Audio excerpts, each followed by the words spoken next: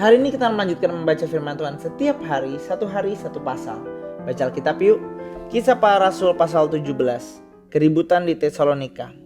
Mereka mengambil jalan melalui Amfipolis dan Apolonia dan tiba di Tesalonika. Di situ ada sebuah rumah ibadat orang Yahudi.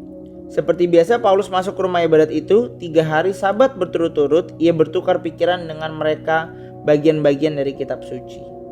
Ia menerangkan dan menunjukkan kepada mereka bahwa Mesias harus menderita dan bangkit dari antara orang mati. Ia berkata, inilah Mesias, yaitu Yesus yang kuberitakan kepadamu. Beberapa orang dari mereka menjadi yakin dan menggabungkan diri dengan Paulus dan Silas dan juga sejumlah besar orang Yunani yang takut kepada Allah, serta tidak sedikit perempuan terkemuka. Namun orang-orang Yahudi menjadi iri hati dan dengan bantuan beberapa penjahat yang berkeliaran di pasar, mereka mengadakan keributan dan mengacau kota itu.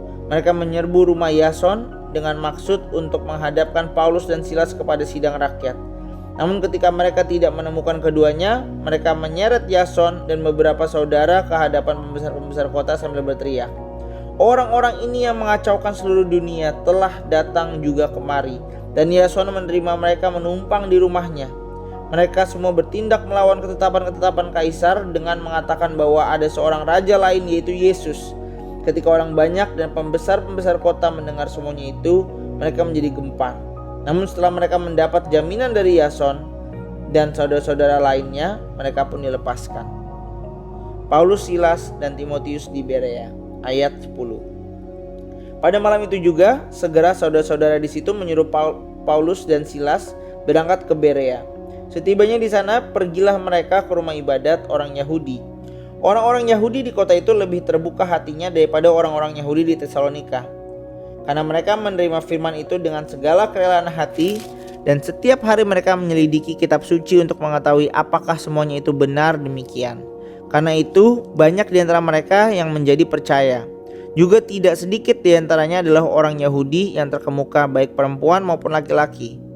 Namun ketika orang-orang Yahudi dari Tesalonika tahu bahwa juga di Berea telah diberitakan firman Allah oleh Paulus, mereka pun datang ke sana untuk menghasut dan menggemparkan orang banyak. Saudara-saudara seiman itu menyuruh Paulus segera berangkat menuju ke pantai, tetapi Silas dan Timotius masih tinggal di Berea. Orang-orang yang mengiringi Paulus mengantarnya sampai di Athena, lalu kembali dengan pesan kepada Silas dan Timotius supaya mereka selekas mungkin datang kepadanya. Paulus di Athena ayat 16. Sementara Paulus menantikan mereka di Athena, sangat sedih hatinya karena ia melihat bahwa kota itu penuh dengan patung-patung berhala. Karena itu di rumah ibadat ia bertukar pikiran dengan orang-orang Yahudi dan orang-orang yang takut akan Allah, dan di pasar setiap hari dengan orang-orang yang dijumpainya di situ. Juga beberapa filsuf dari golongan Epikuros dan dari golongan Stoa berdebat dengan dia, dan ada yang berkata, apa yang hendak dikatakan si pembual ini? Namun yang lain berkata, rupa-rupanya ia pemberita ajaran ilah-ilah asing, sebab ia memberitakan Injil tentang Yesus dan kebangkitan. Lalu mereka membawanya menghadap sidang Areopagus dan berkata, bolehkah kami tahu ajaran baru mana yang kau ajarkan ini? Sebab engkau memperdengarkan kepada kami hal-hal yang asing. Karena itu kami ingin tahu apa artinya semua itu. Adapun semua orang Athena dan orang asing yang tinggal di situ tidak mempunyai waktu untuk sesuatu selain untuk mengatakan atau mendengar sesuatu yang baru. Paulus berdiri di hadapan sidang Areopagus dan berkata, hai orang-orang Athena, aku lihat bahwa dalam segala hal kamu sangat beribadah kepada ilah-ilah. Sebab ketika aku berjalan-jalan di kotamu dan melihat-lihat barang-barang pujaanmu, aku menjumpai juga sebuah mezbah dengan tulisan, kepada Allah yang tidak dikenal. Apa yang kamu sembah tanpa mengenalnya, itulah yang kuberitakan kepada kamu.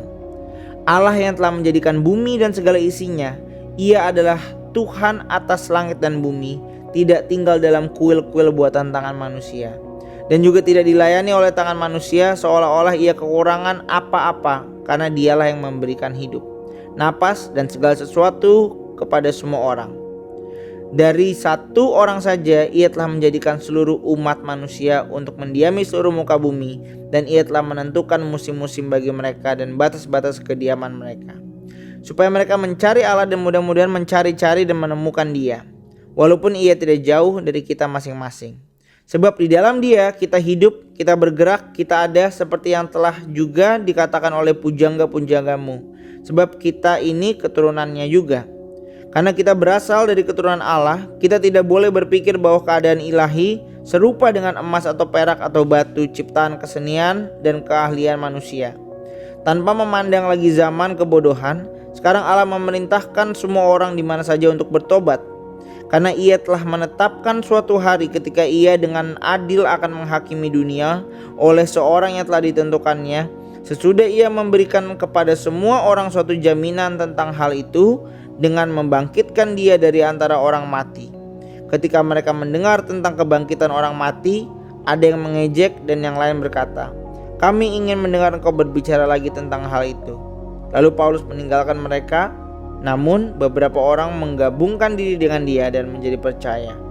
Di antaranya juga Dionysius, anggota majelis Areopagus, dan seorang perempuan bernama Damaris, serta orang-orang lain bersama mereka. Dan itulah Kisah Para Rasul pasal 17. Besok kita akan melanjutkan membaca firman Tuhan setiap hari, satu pasal. See you tomorrow. God bless you.